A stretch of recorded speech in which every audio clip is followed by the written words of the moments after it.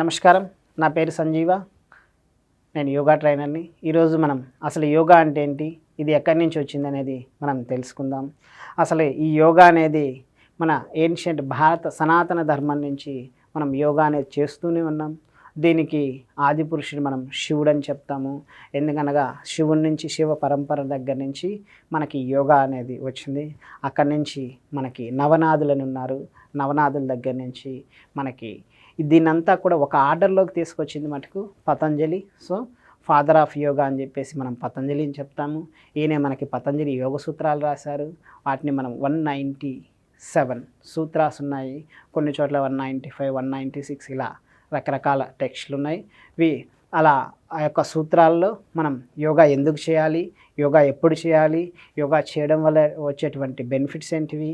మనం యోగా అసలు మెయిన్ దేనికోసం చేస్తామనేది ఈ యొక్క యోగ సూత్రాలు, పతంజలి యోగ సూత్రాల ద్వారా మనం నేర్చుకుంటాం. ఇలా యోగాకి అనేది చాలా హిస్టరీ ఉంది.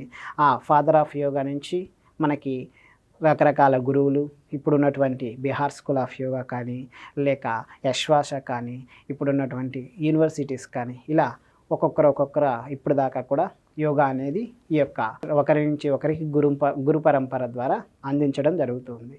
అయితే ఈ యొక్క యోగాభ్యాసాన్ని అసలు ఏముంటాయి అంటే యోగాభ్యాసంలో అందరూ అమ్మో చాలా ఆసనాలు ఇలా రకరకాలుగా కష్టంగా ఉంటాయని చెప్తుంటారు. అయితే దీనిలో మనకి బాహ్య శౌచము, అంతర శౌచం అంటే మనం సమాజంతో ఎలా ఉండాలని చెప్పేది వాటిని యమ నియమాలు అంటారు. యమాలు అనగా మన కోసం మనం విధించుకునేటువంటి, అంటే మనం ఎలా ఉండాలి, శుచిగా ఉండాలా, శుభ్రంగా ఉండాలా, ఇవన్నీ కూడా యోగాభ్యాసంలో ఒక పార్టే. అంటే బ్రహ్మచర్యము, తర్వాత అసత్యం పలకకుండా ఉండడం, అహింస చేయకుండా ఉండడం, ఇలాంటి అన్నీ కూడా ఈ యమనియమాల్లోనే వస్తుంటాయి. ఈశ్వర ప్రణిధి అంటే మన శరీరాన్ని, మన భక్తిని కూడా ఈ యొక్క యమనియమాల్లోనే మనం చెప్పుకుంటాం. యమనియమాల తర్వాత వచ్చేటువంటి ఆసనాలు మన శరీరంతో మనం వేయగలిగే ఆసనాలు 84 లక్షల ఆసనాలు ఉంటాయి మన శరీరంతో. సో వాటిల్లో మనం కొన్ని మాత్రమే తీసుకుంటాం.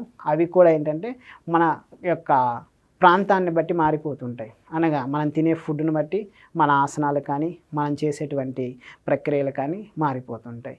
ఆసనాల తర్వాత ప్రాణాయామం అనగా శ్వాస మీద మనం చేసేటువంటి వర్కౌట్. దీన్నే మనం ప్రాణాయామం అంటే ఎక్స్పాన్షన్ చేసుకుంటాం. అంటే లంగ్స్ కెపాసిటీని పెంచుకుంటాం, అలానే మన యొక్క ప్రాణశక్తిని పెంచుకుంటాం. ఇలా బ్రెత్ యొక్క కెపాసిటీ అంటే మనం తీసుకునే శ్వాస ఇన్హలేషన్ అండ్ ఎగ్జలేషన్ రెండు కూడా మన యొక్క కెపాసిటీ అంటే 5 సెకండ్ల నుంచి 10 నుంచి 20 నుంచి అలా 30 సెకండ్ల దాకా. యోగులు అయితే 5 నిమిషాల వరకు కూడా మనం కుంభకం అని చేస్తూ ఉంటాం, అంటే హోల్డింగ్ చేస్తూ ఉంటాం.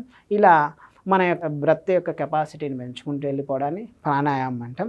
ప్రాణాయామం తర్వాత ప్రత్యాహారం అనగా మన శరీరంలో మనసులో ఉన్నటువంటి హర్షడ్ వర్గాలు అని చెప్తాం. అంటే మనకు కోపం ఉంటుంది, మనకి కోరికలు ఉంటాయి, తర్వాత ఈర్ష్య ఉంటుంది, ద్వేషం ఉంటుంది. వీటినన్నిటిని కలిపి హర్షడ్ వర్గాలు అని చెప్తుంటాం. అంటే మన మనసుని మన కంట్రోల్లో ఉంచడాన్ని ప్రత్యాహారం అంటే ఈ యొక్క సెన్స్ ఆర్గాన్స్ బయట నుంచి వచ్చేటువంటి ఇన్ఫర్మేషన్, జ్ఞానేంద్రియాలు, కర్మేంద్రియాల ద్వారా మనం చేసేటువంటి పనులకన్నిటికి కూడా కారణం ఏంటి? మనస్సు.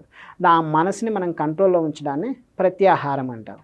ఈ యొక్క ప్రత్యాహారమే మనం దేని ద్వారా చేస్తామంటే ఎప్పుడైతే బ్రెత్ కంట్రోల్లో ఉందో మన యొక్క శరీరంలో మనసు కంట్రోల్లో ఉంటుంది. ఎందుకనగా మన కోపం వచ్చినప్పుడు చూడండి, మన శరీరంలో ఏమవుతుందంటే శ్వాస ప్రక్రియ అనేది ఫాస్ట్గా జరుగుతుంటుంది. అదే ప్రశాంతంగా ఏ టెంపుల్కో ఎక్కడికో వెళ్ళినప్పుడు ఏమవుతుంది, ఆ శ్వాస ప్రక్రియ అనేది స్లోగా డౌన్ అవుతుంది. సో మన యొక్క శ్వాసను బట్టి మన యొక్క థాట్ ప్రాసెస్ అని ఉంటుంది. మన మనసుని అలా మన యొక్క శ్వాస ద్వారా ఈ యొక్క ప్రత్యాహారాన్ని మన కంట్రోల్ చేస్తుంటాం. ప్రత్యాహార తర్వాత ధారణ అనగా వీటన్నిటినీ కూడా తీసుకెళ్ళి ఒక థాట్ ప్రాసెస్లో, అనగా ఒక డాట్ని చూడడం కానీ, లేక ఐబ్రో సెంటర్లో ఫోకస్ చేయడం కానీ, లేక శ్వాసను మాత్రమే గమనిస్తూ ఉండడం కానీ, ఇవన్నీ కూడా ధారణ అనగా మన యొక్క ఎనర్జీని, మన థాట్ ప్రాసెస్ని, మన యొక్క థాట్ని, మన అవేర్నెస్ని మొత్తాన్ని కూడా ఒక యొక్క ప్లేస్లో, అనగా శ్వాస మీద కానీ, లేదా ఏదైనా ఒక దాని మీద ఫోకస్ చేయడం కానీ, ఒక థాట్ మీద ఫోకస్ చేయడం కానీ చేస్తే దాన్ని మనం ప్రత్యాహార ధారణ అంటారు. ఈ యొక్క ధారణ చేసిన తర్వాత మనం ఆ యొక్క ఒకదాని మీద నుంచి కూడా జీరో స్టేట్కి వెళ్తే దాన్ని మనం ధ్యానము అంటాము. జీరో స్టేట్ మైండ్లో మన శరీరము, మన యొక్క మనస్సు, మన యొక్క థాట్ ప్రాసెస్ అన్నీ కూడా మన కంట్రోల్లో ఉండేసి మనం జీరో స్టేట్ మైండ్లో ఉంటే దాన్ని ధారణ అంటాం. ధారణ ధ్యానము కిందకి తీసుకొచ్చుకుంటాం. అక్కడి నుంచి కంప్లీట్గా మన బాడీ మీద అవేర్నెస్, మన యొక్క చుట్టుపక్కల పరిసరాల్లో ఉన్న అవేర్నెస్ కూడా లేకుండా ఉంటే దాన్ని సమాధి అంటాం. అనగా ఈ యొక్క యోగాలో మొత్తం కూడా యమనియమాలు, ఆసనాలు, ప్రాణాయామం, ప్రత్యాహార, ధారణ, ధ్యాన, సమాధి అనగా అష్టాంగ యోగా అంటారు దీన్ని. అంటే 8 పార్ట్లుగా మనం డివైడ్ చేస్తాం. ఈ యొక్క అష్టాంగ యోగా ద్వారా మన మనకి ఏం నేర్చుకుంటాము అంటే అల్టిమేట్ గోల్ ఏంటి అంటే మనకి మోక్షాన్ని పొందడం. ఆరోగ్యం కాదు, మన లేకుంటే సోషల్ అవేర్నెస్ కాదు, మన చుట్టూ పరిసరాలు శుభ్రంగా ఉంచడం కాదు, మనం బాహ్య శౌచంతో ఉండడం కాదు. ఆ అష్టాంగ యోగా యొక్క ముఖ్య ఉద్దేశం ఏంటి? మోక్షం. మోక్షానికి కావాలి అంటే ఏం కావాలి అంటే యమనియమాలు పాటించాలి, ఆసనాలు చేయాలి, ప్రాణాయామం చేయాలి, ప్రత్యాహారం చేయాలి, మన యొక్క మనసుని కంట్రోల్లో పెట్టాలి, ధ్యానం చేయాలి, సమాధి దాకా కావాలి. ఇలా ఈ యొక్క స్టేజ్లు దాటినప్పుడు మాత్రమే మనం మోక్షానికి వెళ్తాం. దానికోసమే ఈ యొక్క గురు పరంపరలో మనకి శివుని దగ్గర నుంచి ఇప్పుడున్నటువంటి మోడ్రన్ గురువుల దాకా కూడా ఈ యొక్క యోగాని అనేది ఫాలో అవుతున్నారు. ఒక్కొక్కరు ఒక్కొక్క దాన్ని తీసుకుంటూ ఉన్నారు. కొంతమంది ధ్యానాన్ని తీసుకుంటారు, కొంతమంది ప్రాణాయామం అని తీసుకుంటారు, కొంతమంది క్రియా అని చెప్పేసి క్రియా బ్రత్స్, క్రియాయోగం అని తీసుకుంటారు, కొంతమంది హఠయోగం అని చెప్పేసి యోగా ఆసనాలు మాత్రమే చేస్తుంటారు, కొంతమంది ఓన్లీ మనసు మారితే అన్నీ మారుతాయి, బాహ్య శౌచం అంతర శౌచం అని చెప్పేసి కొంతమంది భక్తితో ఉండేసి మడి ఆచారము పూజలు వాళ్ళ అంతర్ శౌచంగా బాహ్య శౌచంగా ఉంటాయి. ఇలా రకరకాలుగా ఈ యొక్క అష్టాంగ యోగాని ఫాలో అవుతూ ఉంటారు. సో ఈ యొక్క అష్టాంగ యోగాలోనే మనం ఈ యొక్క ఆసనాలు చెప్పుకుంటాం, ప్రాణాయామం చెప్పుకుంటాం. ఇలా మనం ఎవరికి ఏది ఇంపార్టెన్స్ ఉందో దాన్ని బేస్ చేసుకొని వాళ్ళకి ఏది కావాలనో దాని ద్వారా ఈ యొక్క మోక్షాన్ని పొందడానికి మనం ప్రయత్నిస్తూ ఉంటాం.